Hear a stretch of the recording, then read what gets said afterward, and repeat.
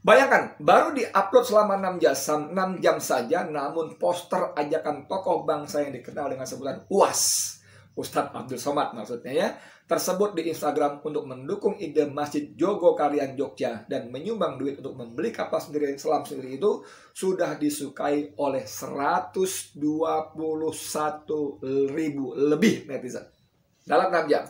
Yang like 121.000 lebih, termasuk disukai oleh akun resmi TNI Angkatan Laut.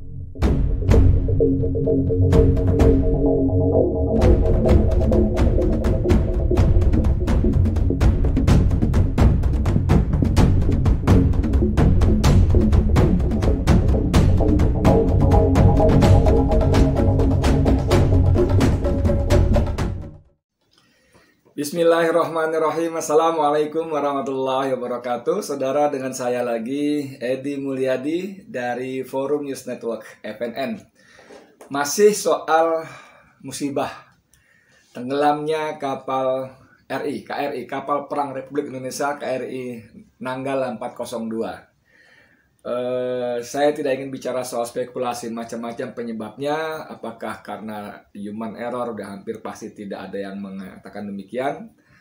Kemudian apakah secara teknis usia yang 40 tahun dan sebagainya terusnya, apakah kesalahan dari para petinggi negeri ini, khususnya petinggi TNI, petinggi Angkatan Laut, itu kali ini sama sekali saya tidak ingin ngomong seperti itu. Saya ingin membicara dari sisi yang lain. Ketika teman saya Agi Beta, wartawan senior juga, sama-sama di FNN juga, ini menulis dengan judul yang buat saya menohok ulu hati ya. Dari FNN, rakyat patungan membeli kapal selam pengganti Nanggala 402. Oke. Ya. Ini juga bukan cerita baru sama sekali, karena dalam 2 video saya sebelumnya sudah saya singgung-singgung, bahkan satu khusus saya singgung secara khusus karena yang dimaksud rakyat sini adalah Masjid Jogokarian Yogyakarta. Saya baca aja ya. Rakyat bangkit untuk membeli kapal selam baru. Gerakan rakyat untuk patungan membeli kapal selam sendiri sebagai pengganti KRI Nanggala 402 yang tenggelam di Laut Bali. Gerakan yang akan tercatat dalam sejarah Indonesia, bahkan pada buku sejarah dunia. Gerakan ini akan bergulir menjadi peristiwa sejarah yang fenomenal. Belum pernah terdengar sebelumnya memang. Baru Indonesia, dan ini Jogokarian, Masjid Jogokarian. Inisiatornya luar biasa. Baru kali ini ada rakyat di sebuah negara yang mengalami duka yang sangat mendalam akibat kehilangan prajurit terbaiknya. Hilangnya prajurit terbaiknya bukan karena suatu pertempuran dengan negara lain, tetapi akibat dari alat utama sistem persenjataan atau alutsista yang sudah berumur 40 tahun lebih. Maka untuk melindungi dan keamanan bangsanya sendiri, rakyat sontak menciptakan usaha swadaya berupa pengumpulan dana untuk membeli alutsista tempur kapal selam. Ternyuh nggak? Untuk melindungi diri dan keamanan bangsanya, rakyat patungan beli kapal selam. Rakyat patungan untuk membeli kapal selam pengganti KRI Nanggala 402. Sebab rakyat sangat sadar kalau pemerintahnya yang berkuasa sedang sibuk-sibuknya mencari dan mengalokasikan dana besar-besaran untuk memindahkan ibu kota negara ke Kalimantan Timur. Proyek yang membutuhkan biaya raksasa senilai 466 triliun. 466 triliun, saudara.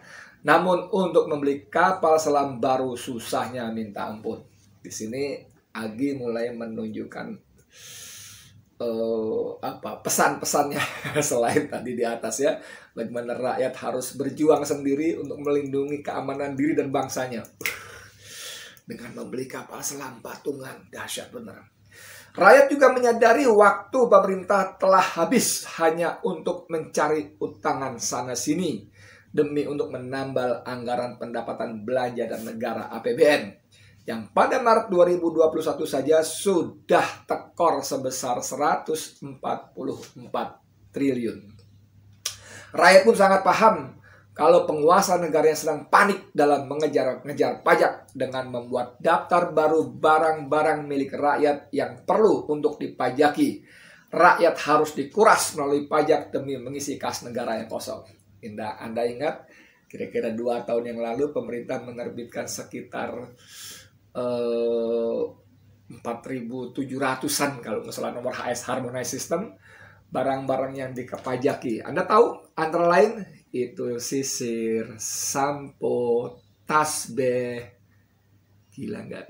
Barang-barang kayak begitu diuber-uber pajaknya. Sementara pemerintah dengan gampang memberikan relaksasi, bahkan tax holiday kepada pengusaha-pengusaha super besar sampai 20-30 tahun. Anda bisa bayangkan berusaha di Indonesia 20-30 tahun untuk perusahaan dan pengusaha sangat besar bisa bebas pajak dengan dalih menarik investasi. Kalau Anda punya uang 5 triliun, 10 triliun, bikin pabrik, bikin apa, usaha investasi di Indonesia, maka Anda bisa bebas pajak 20-30 triliun, saudara. Ih, dahsyat nggak? Dapat apa pemerintah? Ngeri nggak? Apalagi kalau itu pengusaha asing. Cina misalnya, itu PBB-nya sedikit, TKI, tenaga kerjanya dari Cina hampir sebagian besar, pajaknya bebas. Ngeri sekali. Sementara kalau Anda patungan, bikin koperasi, bikin pabrik tahu, pabrik tempe, bikin keripik untuk dikemas dan dijual, Anda langsung disergap berbagai macam peraturan. Ini, itu, undang-undang, aguan, izin ini, izin itu, izin edar, segala macam, belum pajaknya. Paling modal 100 juta, 200 juta dikepung. Ngeri banget. Rakyat merasa kasihan melihat pemerintahnya. Bahagia. Karena segala daya dan upaya yang sudah dikerahkan pemerintah agar 11.000 triliun duit WNI yang diparkir di luar negeri bisa dibawa kembali ke sini, tak membuahkan hasil apa-apa. Padahal data-data para taipan kaya raya itu sudah ada di kantong presiden sejak tahun 2016. Ada sama saya, di kantong saya 11.000 triliun. Masih ingat pidato yang monumental, fenomenal itu? Ada di kantong saya, memegang kantong jasnya. 11.000 triliun kita harus bawa pulang masuk ke Indonesia. Dan seterusnya dan sebagainya. Rakyat tidak pernah frustasi. Rakyat selalu optimis, nerimo. Juga rakyat tidak dendam, meski sering distigma buruk oleh pemerintahnya sendiri. Anda tahu yang dimaksud bagi ini? Pasti umat Islam. Distigma intoleran, distigma teroris, distigma fundamentalis, distigma macam-macam lah. Mau bikin gerakan negara Islam dan sebagainya. Tapi duitnya terus diincar, diporoti, dana haji, dana wakaf, nanti zakat semuanya. Giliran butuh duit, umat Islam diuber-uber. Kalau enggak duitnya, jadi umatnya dizalimi, agamanya dikriminalisasi, tapi duitnya mau dikangkangi. Ini dia. Rakyat lagi berpikir, jika pemerintah sudah tidak mampu melindungi negara dan seisinya, maka mereka sendirilah yang bergotong royong melindungi diri sendiri, tanpa perlu ribut-ribut, menggugat dan menghujat, tetapi langsung bertindak ngumpul dana.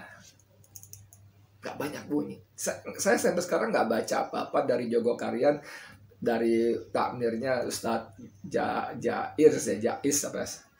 Itu tidak bilang kami begini begitu karena pemerintah tidak peduli. No, nggak ada. Beliau sangat santun, pokoknya kita perlu mendukung pemerintah bla bla bla, kita kumpulkan duit. Nggak ada hujatan, nggak ada gugatan. Top Jogokarian, Masjid Jogokarian. Makanya tak heran jika ajakan Ustadz Abdul Somad di Instagram pribadinya agar umat mendukung gerakan patungan membeli kapal selam oleh Masjid Jogokarian Jogja langsung disambut gegap gempita oleh rakyat. Menjadi pembicaraan di mana-mana, menjadi talk of the town atau buah bibir di sela-sela keheningan rakyat menunaikan ibadah Ramadan ini. Rasa duka cita yang mendalam karena kehilangan 53 prajurit terbaiknya bersama tenggelamnya KRI Nanggala 402 berubah menjadi harapan. Berubah menjadi harapan. Rakyat yang selalu merasa satu jiwa bersama TNI menggumamkan rasa bahwa tragedi yang menimpa para prajurit pilihan hiu kencana itu tak boleh sia-sia. Tidak boleh terulang lagi hanya karena peralatan yang sudah berumur 40 tahun lebih. Rakyat yang sudah, apa tadi dia bilangnya, yang sudah merasa satu jiwa dengan TNI. Satu jiwa dengan TNI. Orang suka mengibaratkan rakyat dan TNI seperti air dengan ikan. Ikan tidak bisa hidup tanpa air. TNI tidak bisa hidup dengan tanpa rakyat. Ada semboyan juga, rakyat TNI bersama rakyat kuat dan hebat. Kuat dan hebat bersama rakyat. Oke. Rakyat berkeinginan agar pasukan dan prajurit terbaik ini seperti Yon Taifib, Kopaska, Denjaka, Marinir, dan seluruh prajurit TNI Angkatan Laut lainnya harus tetap bangga menjaga negaranya. Harus tetap bangga menjaga negaranya. Memiliki kecanggihan peralatan tempur yang sejajar milik negara lain. Rakyat bermimpi ingin menjadikan Indonesia seperti dahulu kala sebagai salah satu negara yang memiliki kekuatan tempur terbaik dan terbesar di Asia. Ya, Indonesia pernah itu terjadi ketika zaman Soekarno. Pernah terjadi. Makanya biarlah hilang satu asalkan tumbuh 1000. Rakyat berduka dengan ikhlas merelakan KRI Nanggala 402 beristirahat tenang di dasar samudra. Namun, rakyat Indonesia akan membelikan penggantinya yang lebih canggih melalui ajakan yang dipimpin oleh Ustadz Abdul Somad. Antusiasme rakyat pun membahana di seluruh pelosok negeri. Saya bacanya terharu, saudara. Benar-benar terharu. Rakyat sangat baik hati kepada pemerintahnya, kepada penguasanya. Tapi penguasanya, aduh ya Allah, pajak digenjot, orang rakyat diabaikan, pekerjaan diberikan kepada tenaga kerja asing dengan sangat dasar dan mudahnya, digelar karpet merah, sementara rakyat sendiri kalau melamar pekerjaan, syaratnya ini, itu, ini. Anda masih ingat gambar foto beberapa tahun yang lalu, ada, saya sebut merek, maaf ya, ada McD di daerah Bekasi, kalau nggak salah memerlukan 2 atau 3 tenaga kerja. McD di Bekasi kalau nggak salah 2-3 tahun lalu. Nanti coba kita googling ya. 2-3 tahun lalu memerlukan 3 tenaga kerja. Dan foto itu menampilkan antrian rakyat panjang sekali untuk memperebutkan posisi 2 atau 3 pegawai di McD Bekasi itu. Astagfirullahaladzim. Tidak ada pekerjaan, saudara. Sementara tenaga kerja asing berbondong-bondong dengan segala macam kemudahannya. Peraturan ini, peraturan itu, ini, itu semua dilanggar, ditabrak. Kemudian ada seorang menteri yang selalu pasang badan. Pasang badan untuk kepentingan Republik Rakyat Cina. Dengan mengatakan mereka punya skill yang tidak dimiliki oleh tenaga kerja kita. Pret. Ada data-datanya. Bagaimana yang direkrut itu tukang gali, tukang semen, tukang montir, sopir, dan sebagainya dengan gaji yang berpuluh-puluh lipat. Anda bisa bayangkan satpam memperoleh gaji sampai 10.000 yuan per bulan. 1 yuan itu 2.000. Itu arti 20 juta sampai 13.000 yuan. Ada datanya, saudara. 26 juta satpam dengan pendidikan SMP ke atas dari RRC di Konawe, di Morowali, Sulawesi Tenggara. Dasar, saudara. Tapi menggaji rakyatnya sendiri 3 juta di bawah UMR dan seterusnya sebagainya. Coba kalau rakyat kita, bangsa kita dapat gaji sebagai satpam 15 juta aja, 20 juta aja, nggak usah sampai 26 juta seperti mereka. Wah, mereka akan kerja super semangat, saudara. Saya tidak ingin persoalkan gaji mereka para TKA Cina itu yang dahsyat mahal. Monggo, silakan. Tapi perlakukan secara fair dong. Bayar juga gaji rakyat kita setara dengan mereka dong. Harusnya kan begitu. Di kemana-mana lagi. Mohon maaf. Bayangkan, baru di-upload selama 6 jam saja, namun poster ajakan tokoh bangsa yang dikenal dengan sebutan UAS, Ustadz Abdul Somad maksudnya ya, tersebut di Instagram untuk mendukung ide Masjid Jogokarian Jogja dan menyumbang duit untuk membeli kapal sendiri selam sendiri itu sudah disukai oleh 121.000 lebih netizen dalam 6 jam. Yang like 121.000 lebih, termasuk disukai oleh akun resmi TNI Angkatan Laut. Terus Instagram UAS itu juga panen komentar. Ya, ini ada 4.336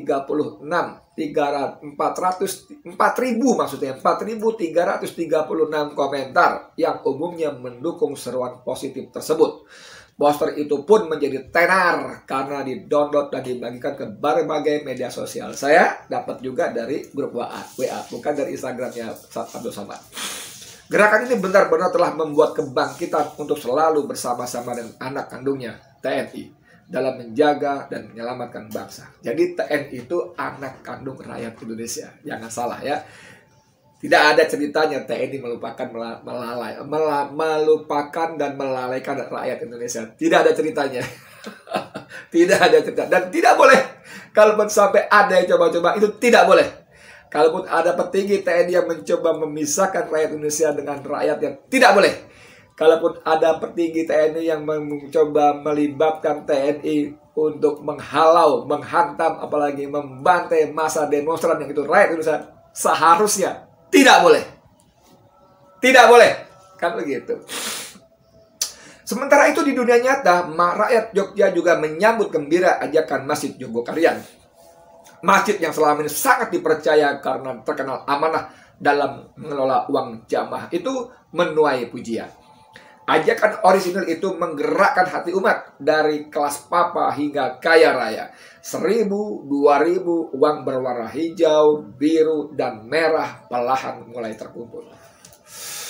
Melihat besarnya antusiasme rakyat dalam menyambut seruan perjuangan dari masjid dan takbir dari ulamanya, maka dapat diprediksi bahwa gerakan open donasi tersebut akan menjadi bola salju yang menggelinding, makin lama semakin membesar. Karuan saja karena seruan dari satu ulama pewaris ilmu Nabi SAW biasanya akan digerakkan oleh para ulama-ulama Hanif yang lainnya. Ya. Jadi Jogokarian ini memang terkenal masjid yang menerapkan prinsip saldonya nol. Kalau masjid lain masih punya saldo sekian puluh juta, sekian belas juta, atau bahkan sekian ratus juta, atau mungkin sekian miliar, maka Jogokarian masjidnya saldonya selalu nol. Kenapa? Karena setiap rupiah, setiap sumbangan jamaah langsung dikembalikan kepada umat dalam berbagai bentuk pelayanan kepada umat. Langsung dikembalikan. Dari mulai fisik masjid sampai berbagai macam pelayanan kepada umat. Rumah, tempat istirahat, makan, sarapan, teh manis, bubur, apa segala macam. Bantuan keuangan finansial kepada umat, pada jamaah. Terus dari Masjid Jogokarian. Nol, saudara, nol. Saldo masjidnya nol rupiah. Gerakan ini akan menjadi orkestra ajakan yang menggema dari ujung barat hingga ujung timur Indonesia. Dari Sabang sampai Merauke, dari Pulau Nias sampai Manga. Mari dukung Indonesia memiliki kapal selam baru yang canggih dan aman bagi para prajurit TNI, penjaga Laut Nusantara. Cita-cita luhur yang lahir dari rahim Ibu Pertiwi dan dikumandangkan oleh ulama ini, insya Allah akan membawa kejayaan bagi rakyat dan negara Indonesia sebagai negara kepulauan terbesar di dunia. Allahu Akbar, Allahu Akbar, Allahu Akbar. Jalas Beva, Jaya Mahai, Merdeka. Agi Beta, dasar. Artikelnya tidak panjang, tidak menggugat ke siapa-siapa, tidak menghujat siapapun. Dahsyat sekali. Menyentuh isi dada kita, menyentuh hati kita, menyentuh nurani kita. Maksud saya, nurani yang masih hidup. Rakyat Indonesia nuraninya masih hidup. Penguasa, bagaimana nuraninya? Saya tidak tahu. Jangan tanya saya, jangan tanya saya tidak tahu. Saya bukan penguasa dan saya takut melihat fakta-fakta yang ada. Oke, tadi saya sekian, Edi Mulyadi. Wassalamualaikum warahmatullahi wabarakatuh untuk FNN.